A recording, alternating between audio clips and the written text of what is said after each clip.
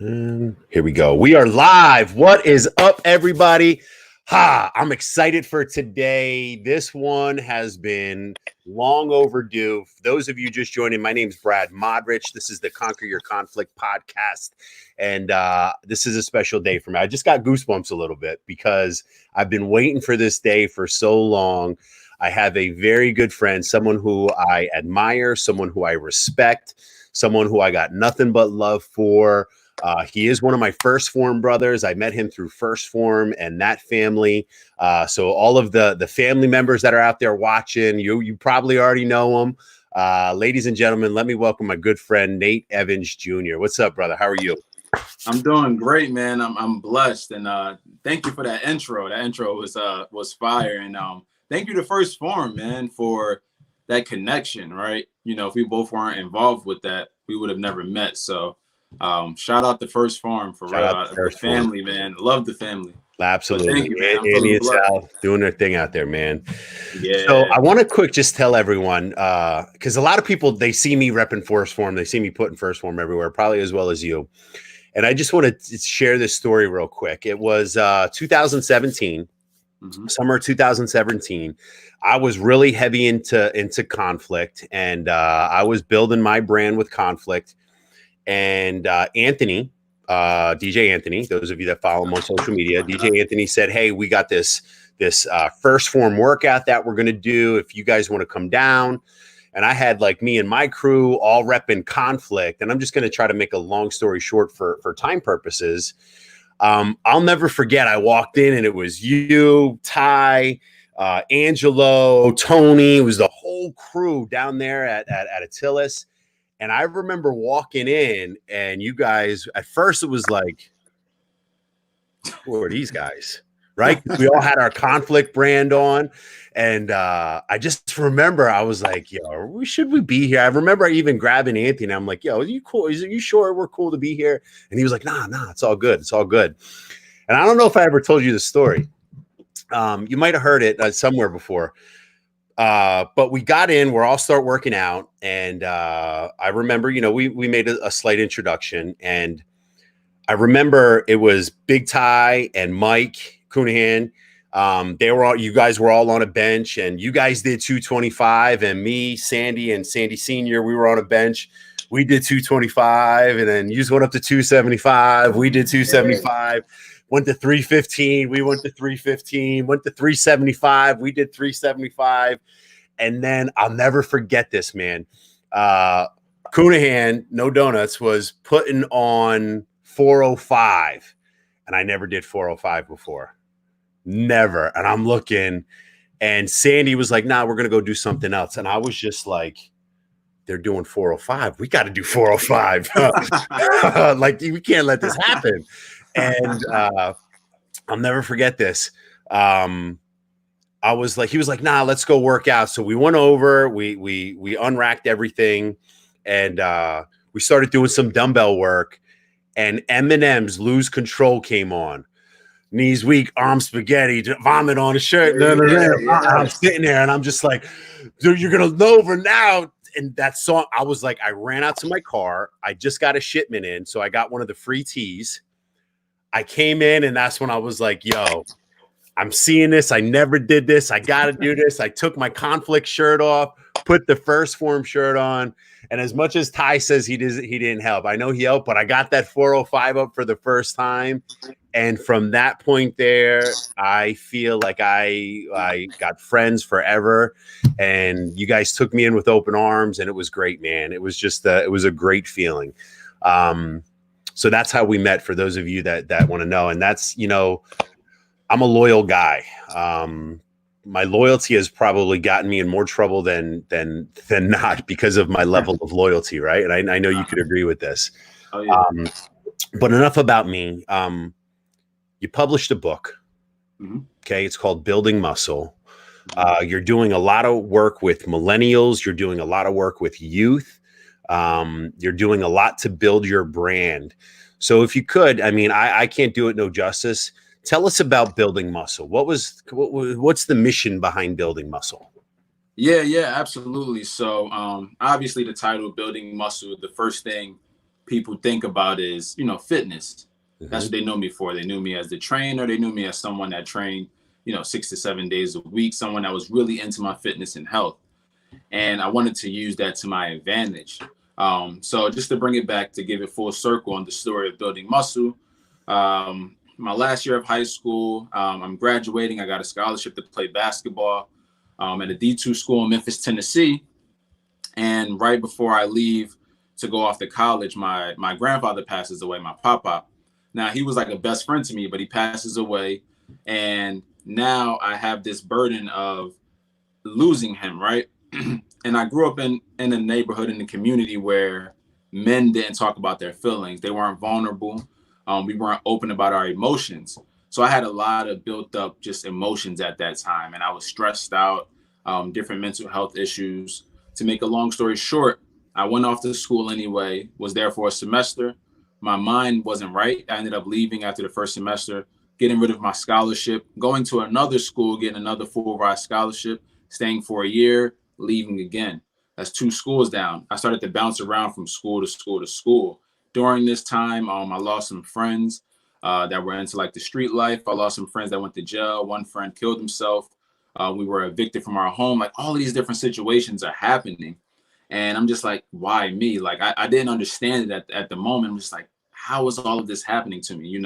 I was voted most optimistic in 8th grade. I was always the person that was most likely to succeed. So I just didn't understand it. I'm like, yo, God, like, what's up? I don't get this thing. And I got to a point where I had got injured and I had to wear a boot, right? And for someone who's athletic, someone who loves sports, this was like a no-go. And this was the first time where I had to really sit with my thoughts and try to figure things out. And it was rough. I even had a very dark period where I was contemplating like suicide. I was just going through all these different things. And by the grace of God, I had friends like Tone, our guy Tone, Mhm. who was really there for me. And he started taking me to the gym. So this is actually where I met Ty, because I didn't know Ty this entire time. Okay. He started taking me to the gym, and I met Ty, and we met another good friend of mine's, KD, right? And what would happen is this: we would get to the gym. I had the boot on. Before we would train, and this, when we train, when the first form guys get together, we always like chop it up first. Like, it's always a good time before we hit the weights. Yep. Ty's been doing that forever. That's always been his thing, even before he became a first form athlete. Mhm. So we were in the locker room, and these guys, we would talk for about an hour before we hit the gym floor every single day. And they were just open, man. It wasn't just about the normal guy talk. Like, we weren't just talking about, women and all these things and sports. It was like real life. And they were opening up and being vulnerable to me. And I was like, this is the first time that this is like ever really happening, especially amongst men. And they never judged me once, man. And we would go out there and train like animals. And throughout time, I ended up healing, got the boot off, and I became like really obsessed with training, obsessed with being around that positive male energy. And during that time, what I realized was that my body was getting strong, but then my mind was getting like so much stronger, right? And I was like, man, this is insane. Like, all of these principles and characteristic traits that I'm building in the gym is spilling over into my life outside of the gym. And I noticed how much of a better person I had become just from those conversations. Yeah, the gym was great, but everything had happened in the locker room before I hit the weights, before I started to get my body right. And I was like, man, I'm really building mental muscle. And boom, that's where it happened. I was like, building muscle. It's not just physical. It starts mentally. Yep. That's why Ty is a machine the way he is. He can tap into something that a lot of people can't tap into because of his upbringing.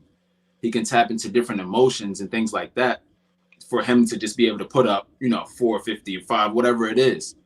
And I realized, I was like, my goodness, this whole time, the situation for me leaving high school all the way up until, that point of meeting them at the gym, I was building muscle. I had to be broken down first. Like, you understand that. Absolutely. And when that works out, you got to break the muscle down and then allow it to recover and build it up and feed it the right nutrients. I was in the gym breaking things down. I was breaking down my mind, but then I was building it up with these conversations. So throughout that period, again, of me leaving high school up until then, I finally grasped the concept of me just building muscle, but then also being very resilient. I never even knew. Like I didn't understand that I was building resiliency as well. So building muscle is a play on words for resiliency. And for people that know me as a trainer, they see it and they're like, oh, muscle. I'm like, really think about it. You know, let's go deeper. Let's think about our mind. Our mind is first. So if I can build this mental muscle, anything else I want to do, I can achieve. So I'm always focused on resiliency. I'm always preaching it because I believe that's what my life has been since, you know, since I was a kid. It's just a story of resiliency. Like I didn't quit on it. I just continued to go under pressure. I continued to go under stress and I got stronger each and every time. Like even when I look back now, I think about that first year of college, like to who I am today at 30 years old. I'm like, man, I really grew so much, even in the last 3 months. It's like I constantly just thrive every time negative situations happen because I know how to discern what's going on, learn from it, apply it, and get stronger. So I look at adversity in a way where I'm like, oh, this is another opportunity to get stronger, to build muscle. And I'll say that to myself, like, oh, I'm building muscle today. Mm-hmm. Something happened, you know, something crazy happened, finances go this way, something happens, and I bounce back like, oh, I just got stronger. You just got this stronger. Is another opportunity to get stronger. So I've always been really good with like literature and writing since I was a kid. And, you know, the idea came to my mind to really write this book. And that's why the tagline is life is your trainer. You know, it's not Nate, it's like life is your trainer. And for me, life was my trainer. Mm-hmm. I was bouncing around to 5 different colleges all across the country. I was in New Mexico at one point. Oh, wow. You know, yeah, I was in New Mexico at one point. I was down south in Memphis, Tennessee initially, came back to New Jersey. So it's like I was bouncing around, experiencing life. And every stop that I made, I was learning new lessons. And I didn't realize it at first. I was just kind of in the moment. But when I was able to go back and reevaluate the situation and really look at it, I was like, oh, snap. I learned so much in this situation. There was so much growth from this school to this school. There was so much growth from this relationship to this one. There was so much growth in who I am as a man, who I am as a person. So it was huge. And I was able to articulate that, put it into a book. The first copy I had put out was a little rough, but I was able to get my message across and a lot of people were blessed by it.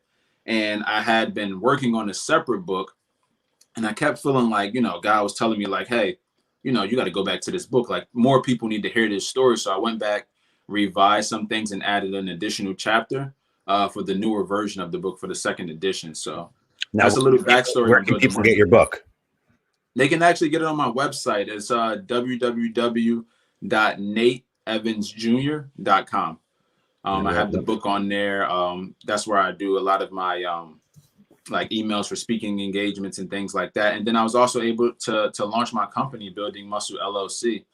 And I really want to change people's perception on that term of building muscle. Like I want people to really think about doing those mental reps each and every day to get your mind stronger, because it's just like your body, you know. I remember during that process of, you know, going to different schools, when I finally got back to New Jersey, I did my first men's physique show. And I didn't necessarily do it because I wanted to see, you know, how good I can look. I wasn't too into the competition. But for me, it was like, oh, it's a 10 to 12 week prep. I want to see if my mind is strong enough to pull through on this thing.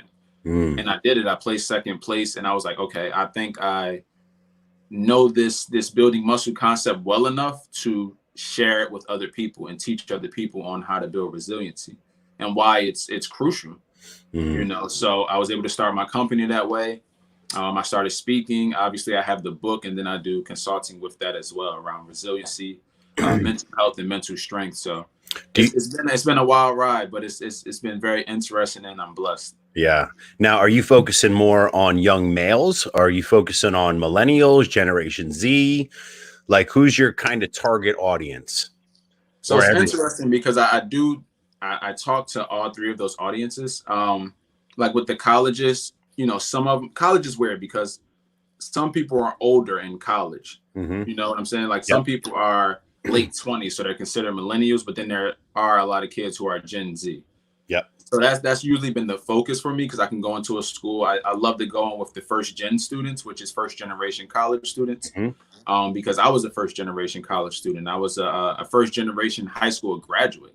My parents didn't graduate high school because they had me, you know, so I can understand a lot of these first generation students and I can speak from experience, not from something I heard. So that's usually the focus. Right now in this season of my life, I am focusing on young males, specifically like young Black males in like certain communities. Hmm. I've been working with the Juvenile Justice Commission and different things like that. I'm currently working on a book where I have 10 other authors on this one project that we're working on. It's going to be love letters to young Black boys Love it. as like affirmations to them and help them build their self-efficacy and things like that. So that's where I'm at in this current season. But the focus is always going to be like that Gen Z kind of young millennials, Hmm. because I'm a millennial myself, and I believe that in pouring into the youth right now, it comes back to you later, because at some point they're going to get older Right. and they're going to be like, oh, who was the people that really poured into us? Oh, this guy, he's been pouring into us since we were kids. Hmm. So that's the way I see it now. And I love talking to them because I feel like they're misunderstood as well. So I I love agree. being the voice for them. I love standing up for them. And they're extremely intelligent, man. So that's that audience. I guess you can say it's a Gen Z audience. How old are you? I just turned 30 in December. Just turned 30. Yeah. So in conflict, our focus is Gen Z, building future leaders with our millennials, empowering and creating independence in women. And obviously me, convicted felon, helping people that have that criminal conviction or even drug addictions get their life back on track. So we're speaking the same lingo. We're going after the same audience because, yeah, well, you met my son. You met Brian. He was out at Summer Smash. He's in Okinawa right now. And I remember people just used to say all the time, I used to hear it all the time. It used to drive me bonkers. Millennials are entitled. Millennials are lazy. And I used to hear nonstop that that was the status quo. And I'm like, well, I have a son who works 3 jobs, who gets up at 5 a.m., who saves money. And so I don't know what you're talking about. So for me, I always said it was the parents' fault. I always put it back on the parents. Like, it's that, how can we code a whole generation to be lazy and entitled? But it's really not their fault. They're products of their environment. So I love what you're doing. That is, I mean, it is such a cool thing. And I am so glad that you're doing this. I'm glad I could kind of lock arms. Just to put it out there, if you ever need me to do anything I can assist to help build your platform, sure, bro, I am only a phone call away. Yeah, absolutely, man. Absolutely. Final words, things that you could deal, kind of just give people hope, because we are in uncertain times right now. This is something that we've never experienced in our lifetime and in most people's lifetimes. And I know right now there's the whole media kind of play on words. Is it really real? We don't know. Like, it's just uncertain, right? When I was in the Marines, we would always act as if it was war. Like, we were always ready for war. That was always the mindset. So this is the thing that I'm teaching everyone, and I'm kind of promoting. Listen, you have to act as if it's real, regardless of what side you're on, left wing, right wing, Republican, Democrat. Let's just talk about the reality of our economy, and let's control what's in front of us. What's your message to people dealing with adversity? In 2 or 3 minutes, what would you be coaching your clients, your team, your audience? What are you telling them and how they should be acting right now? Yeah, absolutely. Absolutely. Again, these are very just rare times that we've never seen. It's very uncertain. But the reality is, this is the cards that we were dealt. We can't shoulda, coulda, woulda about this. It's more so like, what are you going to do with that hand that you have? And we have this opportunity of life. So I urge everyone to really take advantage of this time, because during crisis, there are people who are excelling during times like this. Like, they see the opportunity in everything, right? So for me, like I told you before, in 8th grade, they gave me this trophy, Mr. Optimistic. I didn't understand it then. I was like, this is corny. Like, why would they give me this? This is terrible. I want a different trophy. But I understand it now as an adult that's much more mature. I was like, oh, they've seen something that I didn't even know. And it's helped me to see the lesson in every single situation. Like, even with this situation, it's teaching me like, oh, you have to stay ready, because you never know what can happen. everybody's panicking right now. You have to be a resource. Don't look to be someone that's scared or that's trying to hold on to everything. It's like, okay, how can I be a blessing right now to other people during this crisis? Yeah. In any way, shape, or form. How can I come out of this situation stronger than I came into this situation, right? Because this let's be real, I don't believe this is the end of the world right now. No. And this situation is going to tell you everything you need to know about yourself and how you respond to adversity. Yeah. So if you go in your shell, then that means that you aren't as strong as you think, and that's something you need to work on. Mm-hmm. You're not as resilient as you think, and that's something you need to work on. You're not as brave and focused as you think if you're going to allow this to knock you off of your pivot, right? Mm-hmm. I heard someone say, I was on a call not too long ago, that our ancestors, me, you, our family, they went through worse times.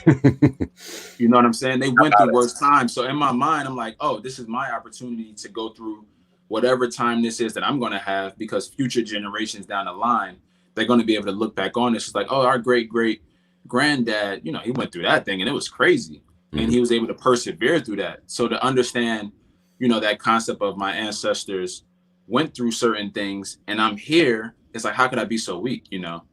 How could I be so weak? So people have to really focus on the opportunity in this situation. I believe that everything happens for the greater good of people who are going to persevere forward. A lot of the big names, the great entrepreneurs of the world, they went through some wild times that were very uncertain, that were very difficult. They may have went through different wars. Like, we're not going through any of that right now. It's just a pandemic. The media is going crazy with it. Is it real? Is it not? I don't know. We're going to take the precautions anyway and take it serious. But at the same time, I wouldn't allow it to consume me. And I don't suggest that anybody does. That's right. Stay informed, but don't allow this crisis to knock you off of your routine. If you were on something, you were locked in before this, do not allow this crisis to take you off of that routine. Mm-hmm. Because it's going to knock you off completely. And then you're going to be starting from square one. This is an opportunity right here where you separate yourself, because so many people are going to buy into what's going on, into the media, into the hysteria, that they're going to stop. This is your opportunity, especially if you're a business owner of any sort or someone that's looking to advance in your career, or you're an athlete. This is where you separate yourself.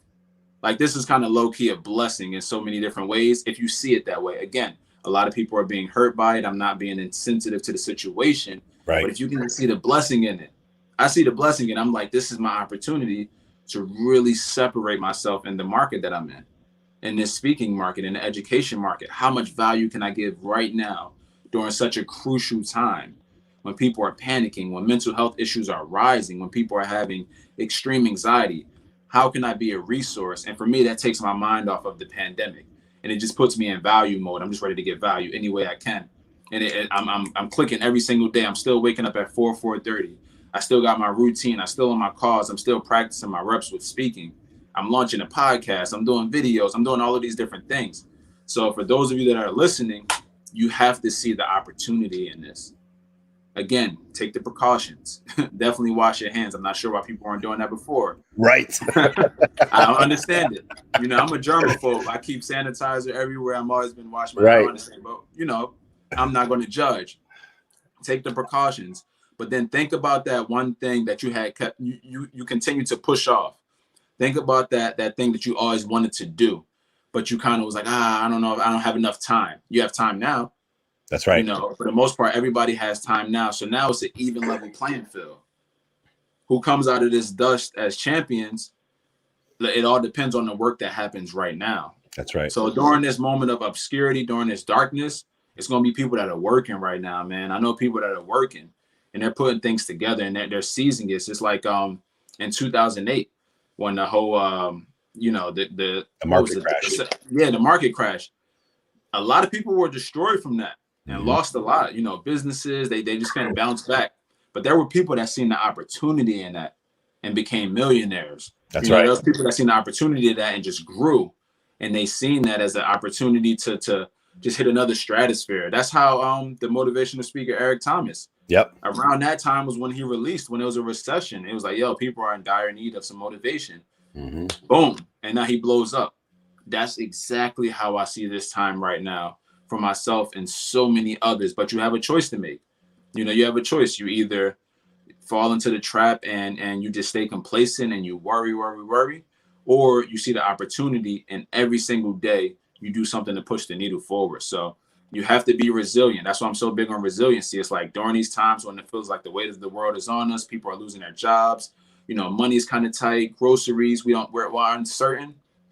You can control your work ethic and you can control your focus. So you have to make that choice. Am I going to come out of this worse, or am I going to come out of this better? And that all boils down to you building your resiliency for tough times, because this isn't the last tough time that we're going to have, So use this as an opportunity to grow and become a much better version of yourself. I love it, man. I love it. Me and you are literally on the same page, brother. I can't even begin to tell you. And we are very fortunate. We have a lot of the same leaders that we follow, obviously. Yeah. Ed, and you got your circle and your crew, and I got some other people from the Arete group, and we are all speaking the same language. Like, double down on your efforts, keep the structure, right? Keep that structure. You said your morning rituals. I'm big. I did a live the other day about, your night rituals, setting up for the next day and keeping that structure. So you're waking up, you're staying on cue, get your at-home workouts in, man. I'm so glad we finally got to do this, brother. Thank you so much for being on. For those of you, look at the bottom of the ticker. Follow my brother Nate. You can follow him on Instagram at Nate Evans Jr. Check out his website. It's right there. Take a look. Peek. Where's the camera? Right? Bang. Right there. Yeah. Yep. Right there. Nate Evans Jr. That's his Instagram, and www.nateevansjr.com. Check out his book.